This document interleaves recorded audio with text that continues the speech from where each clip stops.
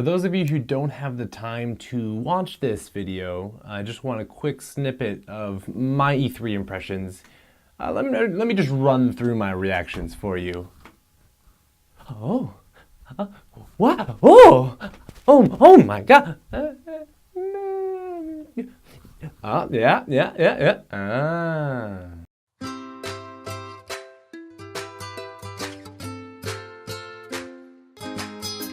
Hey everyone, and welcome to another regular week of the Fish Tank. We're past E3, still talking about it. It's fresh in our minds, but we're no longer there. Things can kind of go back to normal, but this was, of course, my very first time going to an E3, and so I want to talk about my very first E3 impressions. So, starting right at the bat, the part that everyone loves, press conferences. Now, press conferences, I've heard that they're much easier to watch away from E3. You just get them streamed. You can sit in your couch, just enjoy them when they come on. It's so much easier that way. But you miss that live presence. You miss that excitement that comes from hearing everyone in the crowd just cheering for it, just roaring in applause for even the most mundane thing. So the best example of why you can't appreciate in the same way as you could in person is with, of course, the Sony press conferences. This was in a beautiful theater. You had a live orchestra playing the entire time. No matter what game was going on, they were playing the soundtrack to it. And just watching the presentation, outside of the screen, there was just more theatrics to it. They had, like for God of War, they had these trees hanging down, they had this beautiful landscape just portrayed on the stage there. It was beautiful to look at, it absorbed you in there.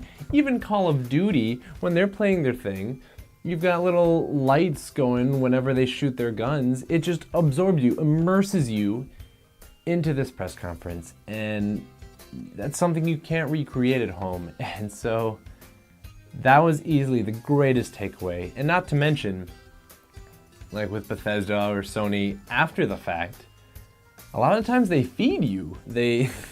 Bethesda straight with beer and turkey legs. Sony, you've got the smoked salmon, the quinoa, the wall of donuts. Yeah, they're kind of milking it, making you love Sony that much more, but they earned that before I even walked into that room, and to get such delicious food afterwards, that's just a sweet bonus. I highly recommend it if you have the chance. Next up, we have the show floor itself. So E3, those 3 days, Tuesday, Wednesday, Thursday, that's pretty much what everyone gets to go to if you got a pass. So just waiting in line, it may sound dumb, but waiting in line is fantastic. You see everyone shuffling in. At that point, no matter who you are, you're all the same. Even if you're from IGN or Easy Allies or Nerd Much, you're all waiting in the same boat. Some might get ahead of others, some might not. And so you don't know who you're gonna see, and it's cool that to feel, even when you're the underdog, that you are at the same level as these bigwigs, and you are in the same experience that they are experienced. That's just a cool thought. And then the show floor opens up, and boom, everyone's rushing to their meetings, rushing to whatever demos they want to try, and you're meeting all sorts of people in line. Whether or not you'll see them again, who cares? You're talking, everyone's hyped up, everyone wants to play, get a great experience. That's what E3 is about. It's about just enjoying the time with the people. And after you've been enjoying all that time, your feet might be getting tired, then you start to notice, oh my God, some of these booths have the most comfy rugs I have ever stepped on. When you're in the lane, it sucks. It's like walking on concrete. But once you get into like Xbox, Sony, or the Nintendo booths, it's like they're putting Dr. Scholl's underneath the rug or memory foam, whatever it is. It's such a sweet relief that you want to spend more time in their booth and not just walking around. It encourages you to stay there and play their games. Not to mention, if you can play your cards right, you hardly have to wait in any line in E3. Sure, if you want to play Zelda, or you want to play Horizon Until Dawn, or these games that is on the top of everyone's mind, you're gonna have to wait in a line. That's just how it goes. But if you want to play tons and tons of amazing games that are kind of under the radar, go to the indie section, play a bunch of those indie games. Oftentimes you might be able to just walk up to controller, grab it, and play. Or maybe you're waiting one person. Like, I was able to do the HTC Vive, something that everyone is crazy about, in the Indiecade without waiting in any sort of line, and it blew my mind. So, if you ever go, please show your appreciation for those underdogs. Play those indies. They're beautiful games. You know you really want to play them anyways.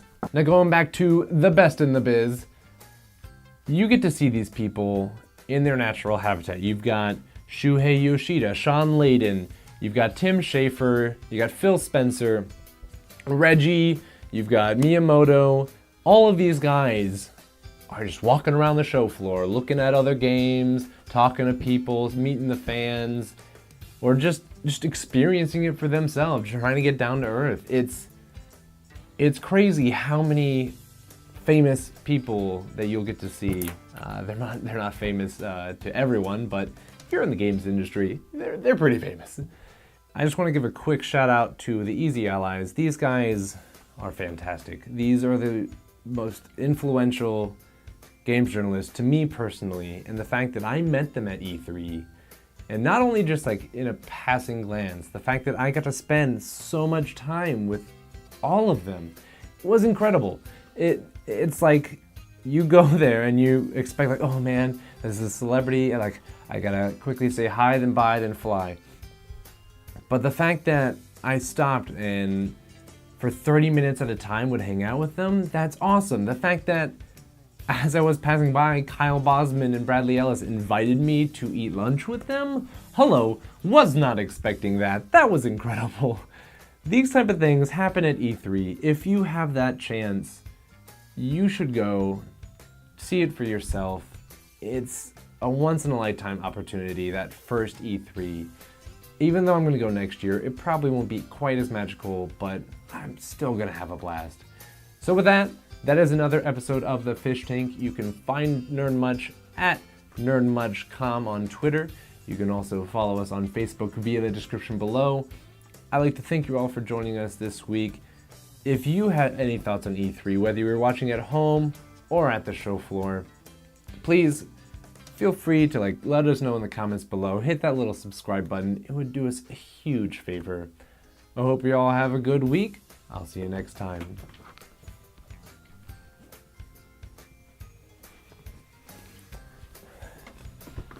Now, if you do have that chance to go to E3, here's what you do. Kyle Bosman, the wise man that he was, encouraged me to go to the show floor in the last 2 minutes of the show. Just watch everything shut down. That's magical. I mean, it's weird because it's very quickly all the polish is gone. You go in and it's great vibes. Everyone's still working right to the last minute, and then bam! Right as that 5 o'clock hits, all of a sudden, all the major lights go on. Everyone's like, okay, come on, please get out of here. And then immediately, literally not 30 seconds after they announce the end of the show floor, you just hear as they're just drilling, taking down the sets, just removing everything, getting ready to get the hell out of there. That is a vibe that I was not expecting, and I am so glad that I saw it.